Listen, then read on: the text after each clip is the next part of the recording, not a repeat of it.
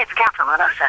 Oh, hi, Katherine. Thank you for calling. I want to congratulate you on your recent engagement there to Grant Show. Thank you. Oh, boy. You have any wedding date? I'm supposed to say later this year.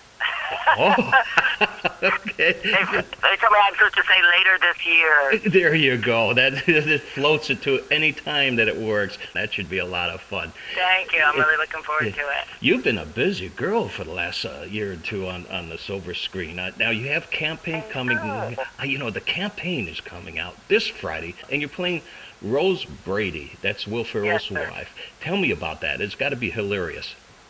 Yeah, she is a bossy, dominant hick in a dress. A little bit of, I just come from Alaska, working with your boy, John Cusack, Chicago native, and we were up there, and I kind of got familiarized with all things Palin. So I put a lot of Sarah Palin in there, a lot of that Sarah Palin folksiness. And sort of exploited folksiness, and some of that with a little Cindy McCain with her ever-changing looks, and a little. So I heard an interview with Mrs. Perry that was quite wonderful, and a little Ann Romney, and then a little bit of Dance Moms. Oh, that's and toddlers and tiaras. Wow, that's good. Oh, this is going to be funny. I can't wait because a friend of mine, he's a big Will Ferrell fan, and of course he got me interested in going to the Will Ferrell movies. And I said, yeah, this is funny. And when I saw the campaign coming out, I said, I can't wait. And all of a sudden, I get the information that I have an opportunity to speak with you. I said, how better does it get? I mean, you're the wife to Will Ferrell. You know, this is Will Ferrell plays Cam Brady, right? Yes. And he's a 4-term congressman. And he's running for his 5th. He never had any problems. He didn't have any candidates running against him.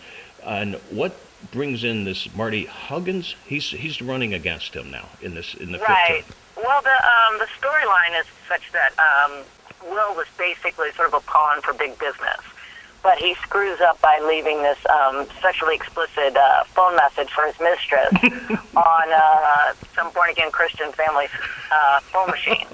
And it causes this uprising. And he basically's gotten so kind of cocky and arrogant that he doesn't think it's going to hurt him. And he continues, tweeting pictures of his private parts to his, to his mistress, etc. And and this is all going to a Christian family? Well, no, the phone message went to the family. Oh, the phone message. But he's got okay. He's got the pictures going right. But then he keeps up with this bad behavior. So the big business or his campaign supporters say, "Oh, we can't have him in there. We're going to lose control of that district. Who else can we find?" And so they find this weird little man who is local tourism. Zach Galifianakis, which is he's part of a political family, like his I think his brothers are congressmen or senators or something, and his father was Jesse Helms' campaign manager. So. They find this candidate to sort of just stick up there, and it's kind of a lot about how big business can buy and sell elections. It's a big part of the movie. Yeah. This is perfect with everything going on, the craziness going on with money. Yes. Oh, wow, this is going to be exciting to watch. There's a line, because I've watched the trailer a couple times, Will Ferrell says, about his hair. What is about his hair that he can really lift a car off a baby? In the original script, it just said, how's my hair? And Jason Sudeikis would go, strong. Real strong. And so he's saying, my hair's so strong it can lift a car off a baby. That's how strong it is. That's really darn strong hair. Yeah. And another thing in that movie, when he starts, it looks like he's taking a punch over there to his opposition, and Marty moves, and he hits a baby. And he says later on, that baby's got a strong jaw. I know, my God. I'm sure he just made that up. I mean, did anybody ask me how my hair feels after punching the strong arm of that baby? Oh, my gosh.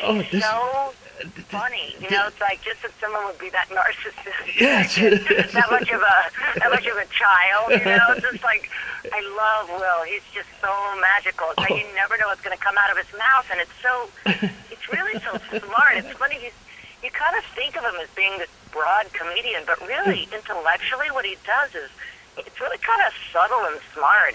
Oh, so funny. has to be, you know, and that's, Yeah. and it's just, I don't know how you all got the movie made. I mean, it's got to be just, you know, 2 months worth of laughing, 2 months worth of work on a 2-month project, and it's just, you know, because It was a really hard job, and was in New Orleans, so that wasn't funny either. in New Orleans, that's where you're from originally, isn't it? Yeah, I'm just joking. It was, the whole thing was kind of, it's sort of ridiculous to call it a job. Well, and you have Dan Aykroyd in there, Sarah Baker, Dylan McDermott, and John Lithgow. That's a great time for you, all comedy surrounding with you. How long did the movie take? A little over 4 months, I think. This is one of your more fun movies type to make then, wasn't it? Compared to some of the other things that you've been, I understand, like Jane Mansfield, directed by Billy Bob Thornton, starring Kevin Bacon and Robert Duvall with John Hurt. How was that working with that crew? I mean, there's some talented guys there. That was like grown-up summer camp. It was kind of it was just one of the best times I ever had working. Yeah, one thing I got to ask you is, because I never could understand, how do you memorize the lines so well? I mean, I just can't understand how that's done. It's so funny. I had to do a written interview yesterday, and they're like, what is one of the things people are so amazed at about being an actor? I'm like, they're always so surprised by how much we have to memorize. And, you know, I think it's a learned skill set. I'm really good at it. I've tried to just memorize like one paragraph. I can't do it. It's got to be something that the mind is able to pick up on, because it's always just been an interest. Though? If you can't memorize by just, like, I can't really memorize by looking at the page and then just trying to, like, memorize it. I have to say it out loud. I've noticed that it's some kind of oral thing. So I have to learn my lines out loud with somebody, and I have to say my lines out loud, and then they correct me if I say something wrong, and I hear myself, obviously, when I'm saying it. Appreciate that for that piece of information. Hey, give it a try.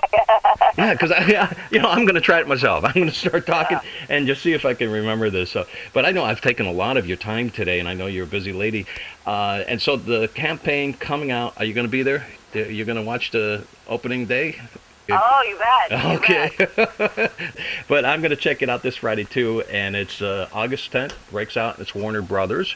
And once again, congratulations on your recent engagement, and I wish you all the best. And continued success on all what you're doing. I'm going to be a busy guy just following your career here with everything you've just done in 2012. Well, I look forward to talking to you next time. Okay. Thank you very much, Kit. Thanks so much, Bill. Bye-bye. Bye.